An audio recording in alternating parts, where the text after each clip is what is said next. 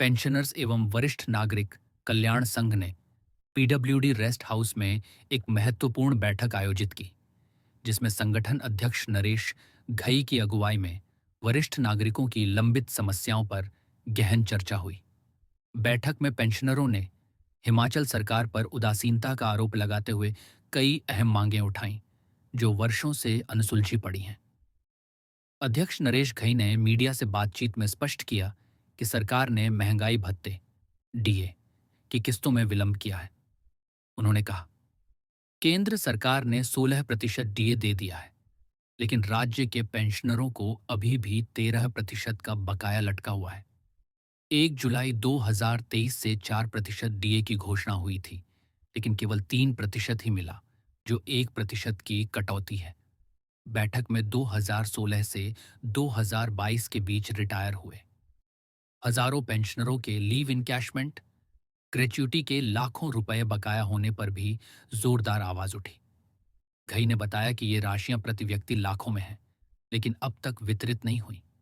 इसके अलावा मेडिकल बिलों पर 5 से 10% की छूट को पेंशन के साथ जोड़ने और एरियर्स बकाया राशि का शीघ्र भुगतान करने की मांग की गई। उन्होंने कहा, सरकार ने ड्यूज जल्द देने का वादा किया था, लेकिन अभी तक कुछ नहीं मिला। एचआरटीसी और अन्य विभागों के रिटायर्ड कर्मचारियों को भी डीए देने की मांग है। बैठक का एक अन्य प्रमुख मुद्दा नालागढ़ सिविल अस्पताल की बदहाली रहा। पेंशनरों ने शिकायत की कि 3 साल पहले ट्रॉमा सेंटर का उद्घाटन तो हो गया, लेकिन सुविधाएं आज भी उपलब्ध नहीं हैं। ये अब सफेद हाथी बन चुका है। अस्पताल में मेडिसिन डॉक्टर की कमी और रेडियोलॉजिस्ट का पद लंबे समय से खाली पड़ा है। संगठन ने सरकार से अस्पताल की आधारभूत सुविधाओं को तत्काल सुधारने की गुहार लगाई। अंत में नरेश घई ने चेतावनी भरी धमकी दी कि यदि इन मांगों पर शीघ्र ध्यान नहीं दिया गया तो पेंशनर सड़कों पर उतरकर उग्र आंदोलन करने को मजबूर होंगे। उन्होंने कहा, इसकी पूरी जिम्मेदारी प्रदेश सरकार की होगी। हम लंबे समय से न्याय की प्रतीक्षा कर रहे हैं, लेकिन अब धैर्य का बांध टूटने वाला है। नालागढ़ पेंशनर और सीनियर सिटीजन की बैठक आज नालागढ़ में आयोजित की गई। आज की बैठक में पेंशनर्स में इस बात पर रोष पाया गया कि हिमाचल सरकार पेंशनर्स की मांगों के प्रति बिल्कुल उदासीन है। हिमाचल सरकार ने वादा किया था कि जो पेंशनर्स हैं उनको महंगाई भत्ते की किस्त जो है दी जाएगी, लेकिन जो हमें मिली है वो 3% मिली है, जबकि 1 जुलाई 2023 से 4% महंगाई भत्ते की ड्यू थी, तो 1% जो कट किया है। तो और इसके अलावा सेंट्रल गवर्नमेंट 16% जो महंगाई की भत्ते अतिरिक्त दे चुकी है। तो हमारा भी महंगाई भत्ते का जो अतिरिक्त 13% और किस्तें ड्यू पड़ी हैं, उसके लिए भी हिमाचल सरकार से मांग करती है कि जल्द से जल्द दी जाए। इसी तरह से 2016 और 22 के बीच में हमारे हजारों पेंशनर जो रिटायर हुए हैं, उनका लीव इनकैशमेंट और ग्रेच्युटी जो कि लाखों रुपए हर एक पेंशनर्स के बन रहे हैं, जो 2016 और 2022 के बीच में रिटायर हुए थे, उनको भी अभी तक जो है सरकार ने जो उनका एरियर्स है वो नहीं दिया है। इसी तरह से पेंशनर्स के जो मेडिकल बिल हैं वो कई वर्षों से पेंडिंग पड़े हैं, उसके बारे में अदायगी नहीं हो रही है।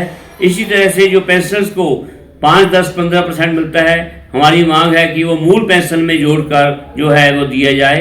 इसी तरह से जो एरियर्स हैं वो भी जल्द से जल्द भुगतान किया जाए। पेंशन में इस बात का रोष था कि हिमाचल सरकार जो पेंशन के प्रति बात करती थी कि उनके ड्यूज जल्द दिए जाएंगे, उसको अभी तक उन्होंने नहीं दिया है। तो हम हिमाचल में भी जो पेंशन के संगठन हैं, हम सभी से यही मांग करते हैं कि वो एकजुट होकर संघर्ष करें, क्योंकि जो पेंशन की मांगे हैं वो हमारी सबकी साझी है। अभी इन्होंने पेंशन का जो एचआरटीसी है और निगम बोर्ड है, उनको 3% जो भत्ता है महंगाई भत्ते की किस्त जो बाकी पेंशन को मिली है, उनको भी जल्द से जल्द मिलनी चाहिए।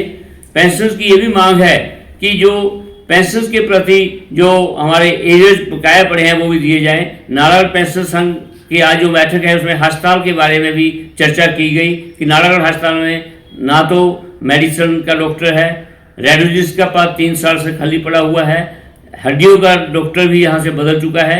तो नालागढ़ अस्पताल तो सफ़ेद हाथी बन चुका है।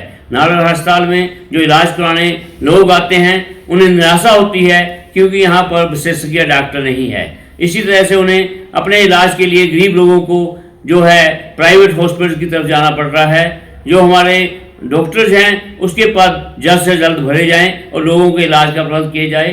ट्रॉमा सेंटर जो है वो 2 साल पहले जो है सरकार ने उद्घाटन तो कर दिया बिल्डिंग का, लेकिन अभी तक ट्रॉमा सेंटर में ना तो स्टाफ है ना ही यहाँ पर कोई इक्विपमेंट्स हैं। तो ये सफ़ेद हाथी बन चुकी है बिल्डिंग। तो ट्रॉमा सेंटर भी जल्द से जल्द चालू किया जाए।